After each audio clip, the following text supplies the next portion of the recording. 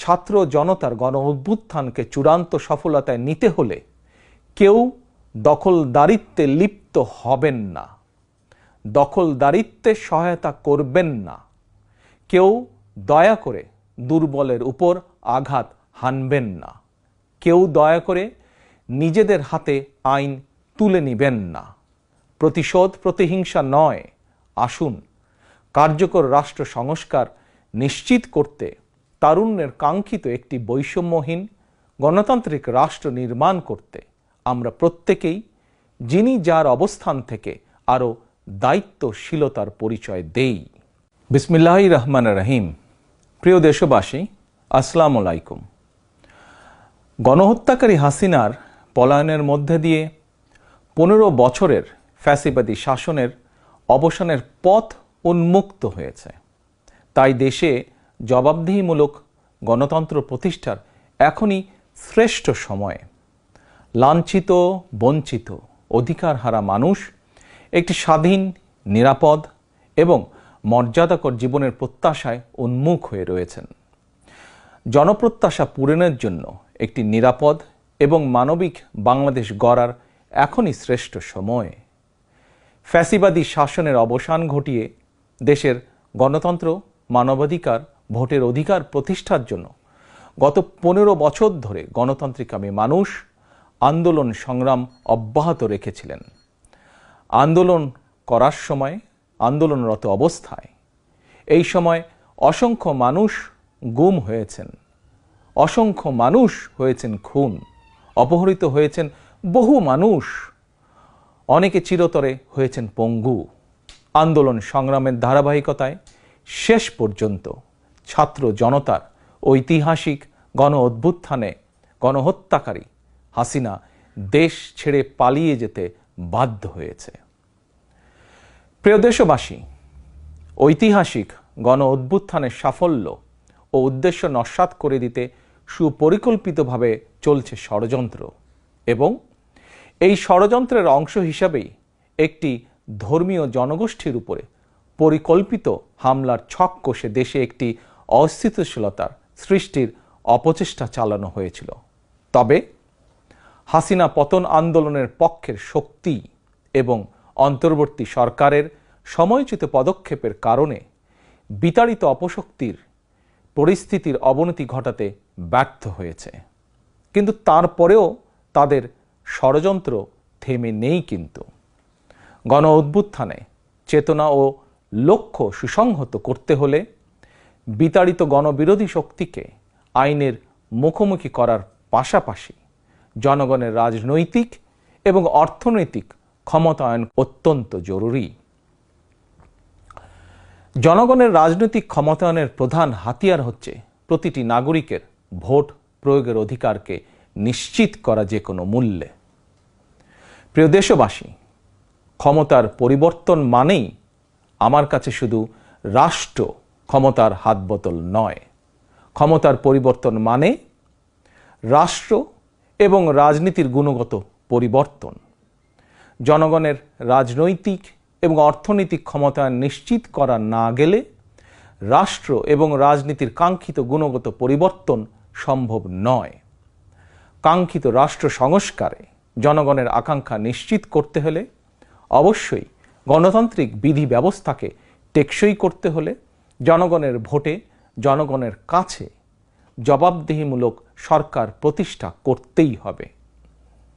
বাংলাদেশের পক্ষে শক্তির কাছে, গণতান্ত্রিক শক্তির কাছে আমার বিনীত আহ্বান, আপনারা পরাজিত অপশক্তির পাতা ফাঁদে পা দেবেন না। ছাত্র জনতার গণ অভ্যুত্থানকে চূড়ান্ত সফলতায় নিতে হলে কেউ দখলদারিত্বে লিপ্ত হবেন না, দখলদারিত্বে সহায়তা করবেন না, কেউ দয়া করে দুর্বলের উপর আঘাত হানবেন না, কেউ দয়া করে নিজেদের হাতে আইন তুলে নিবেন না। প্রতিশোধ প্রতিহিংসা নয়, আসুন কার্যকর রাষ্ট্র সংস্কার নিশ্চিত করতে তারুণ্যের কাঙ্ক্ষিত একটি বৈষম্যহীন গণতান্ত্রিক রাষ্ট্র নির্মাণ করতে আমরা প্রত্যেকেই যিনি যার অবস্থান থেকে আরও দায়িত্বশীলতার পরিচয় দেই। প্রিয় দেশবাসী ভাই ও বোনেরা, ছাত্র জনতার গণ অভ্যুত্থানে বিশ্ববিদ্যালয়ের ছাত্র শহীদ আবু সাইদ, মাহফুজুর রহমান মুগ্ধ, কলেজ ছাত্র ওয়াসিম আকরাম, মাদ্রাসা ছাত্র আব্দুল্লাহ আল মামুন, স্কুল ছাত্র রিফাত হোসেন, ৬০ বছর বয়সী একজন মা মায়া ইসলাম, ৬ বছর বয়সী শিশু রিয়া গোপ, কিশোরী ছাত্রী নাইমা সুলতানা, কুমিল্লার আইনজীবী আবুল কালাম, চুয়াডাঙ্গার রাজমিস্ত্রি উজ্জ্বল হোসেন, নোয়াখালীর দোকান কর্মচারী আসিফ, বরগুনার ওষুধ কোম্পানির সেলসম্যান আল আমিনের মতন বিভিন্ন শ্রেণী পেশার হাজারো মানুষ শহীদ হয়েছেন। অসংখ্য মানুষ দেশের বিভিন্ন হাসপাতালে চিকিৎসাধীন রয়েছেন। পাবনার গাড়ি চালক আরাফাত হোসেন, মিরপুরে গুলিবিদ্ধ ২২ বছর বয়সী মুস্তাকিম, দোকান কর্মচারী আতিকুল, অষ্টম শ্রেণীর শিক্ষার্থী তামিমের মতন অনেকের, বহু মানুষের হাত কিংবা পা কেটে ফেলতে হয়েছে। শত শত মানুষ দৃষ্টিশক্তি হারিয়ে ফেলেছেন, অন্ধ হয়ে গিয়েছেন চিরতরে, পঙ্গু হয়েছেন শত শত মানুষ চিরতরে। অসংখ্য প্রাণের বিনিময় ৫ই আগস্ট অর্জিত স্বাধীনতায় গণতান্ত্রিকামী মানুষ আরও একবার স্বাধীনতার স্বাদ উপভোগ করলেও হাসিনা পতন আন্দোলনে যেসব পরিবার তাদের সন্তান স্বজনকে হারিয়েছেন কিংবা আহতদের চিকিৎসা করাতে গিয়ে যেসব পরিবারে অসহনীয় দুর্দশা নেমে এসেছে, সেসব বীর সন্তানদের ঘরে মুক্তির স্বাদের সেই ছোঁয়া এখনো লাগেনি। প্রিয় দেশবাসী, গণ অভ্যুত্থানে যারা হতাহত হয়েছেন তাদের তালিকা তৈরি করে প্রয়োজনীয় সহায়তার লক্ষ্যে অন্তর্বর্তীকালীন সরকার ইতিমধ্যেই নানা উদ্যোগ গ্রহণ করেছেন। এটি অবশ্যই একটি ইতিবাচক পদক্ষেপ। তবে গণ অভ্যুত্থানে যারা হতাহত হয়েছেন তাদের পরিবারের সদস্যদেরকে রাষ্ট্রীয় আয়োজনে সম্বর্ধনা দেওয়া হলে, রাষ্ট্রীয়ভাবে সম্মান জানালে কিছু সময়ের জন্য হলেও হতাহতদের পরিবারগুলো হয়তো একটু মানসিক সান্ত্বনা পাবেন। এ ধরনের উদ্যোগ গণ অভ্যুত্থানে চেতনাকে আরও শানিত করবে বলে আমার বিশ্বাস। একই সঙ্গে প্রতি বছর ৫ই আগস্টকে রাষ্ট্রীয় উদ্যোগে জাতীয় জীবনে একটি বিশেষ দিবস হিসাবে পালন করার বিষয়টিও বিবেচনা করা দরকার বলে সমাজের বিভিন্ন শ্রেণী পেশার মানুষ বিশ্বাস করেন। আমি এ প্রসঙ্গে আরও একটি বিষয় সরকারের দৃষ্টি আকর্ষণ করতে চাই। ২০১৮ সালেও সারা দেশে কোটা সংস্কার আন্দোলন হয়েছিল। সেই সময়েও আন্দোলনকারীরা রাষ্ট্রীয় প্রতারণার শিকার হয়েছিলেন। গণহত্যাকারী হাসিনা আন্দোলনকারীদেরকে সেই সময়েও নির্মমভাবে দমন করতে চেয়েছিল, দমন করেছিল। এমনকি খুনি হাসিনা সেই সময়ে আহতদেরকে চিকিৎসার সুযোগ পর্যন্ত দেয়নি। সুতরাং দেরিতে হলেও ২০১৮ সালের হতাহত কোটা সংস্কার আন্দোলনকারীদের বর্তমানে রাষ্ট্র কিভাবে সহায়তা করতে পারে সেটিও বিবেচনায় নেওয়া দরকার বলে আমি মনে করি। আমি বিশ্বাস করি তারুণ্যের শক্তি, তারুণ্যের আকাঙ্ক্ষাকে উপেক্ষা করে কখনোই একটি রাষ্ট্র ও সরকার অভীষ্ট লক্ষ্যে পৌঁছতে পারে না।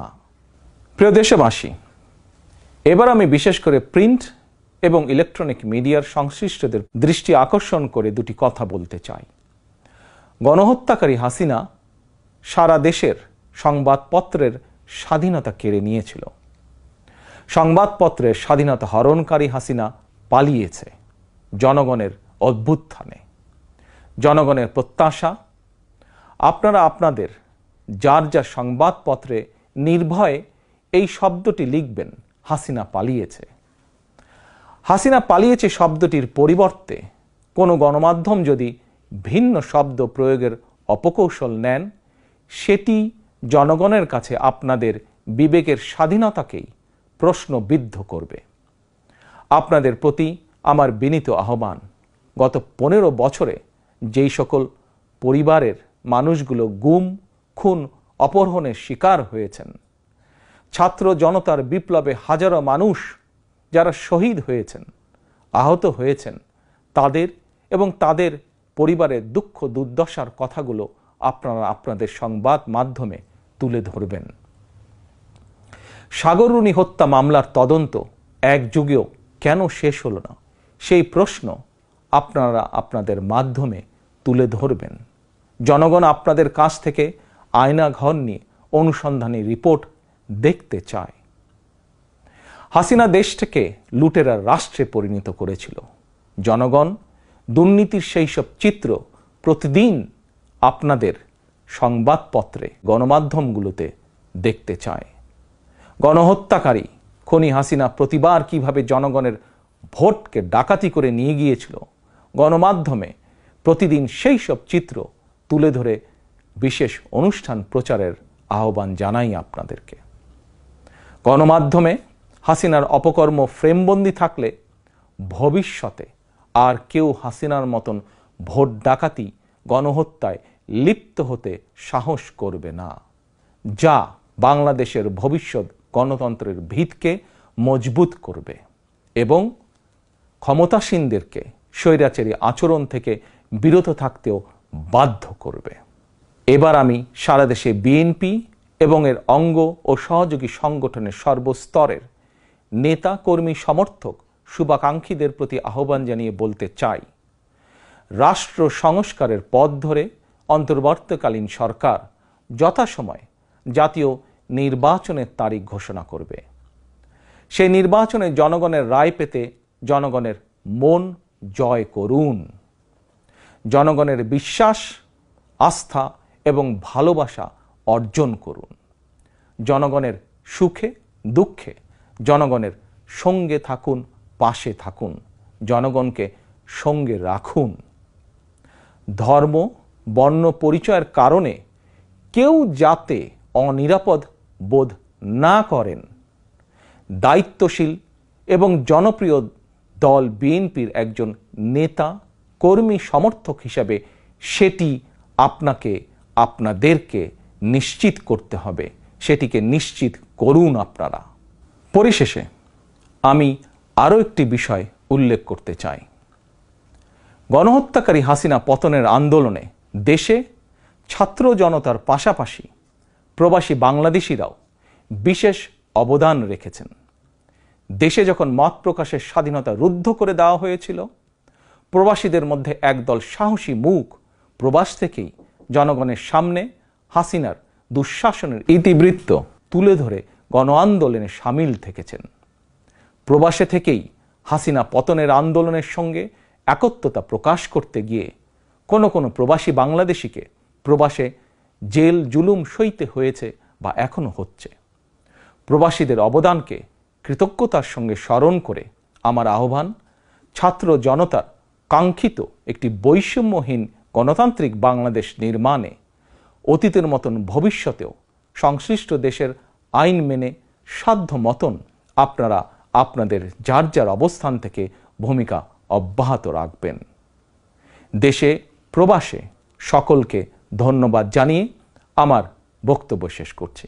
আল্লাহ হাফেজ। বাংলাদেশ জিন্দাবাদ। বাংলাদেশ জাতীয়তাবাদী দল জিন্দাবাদ।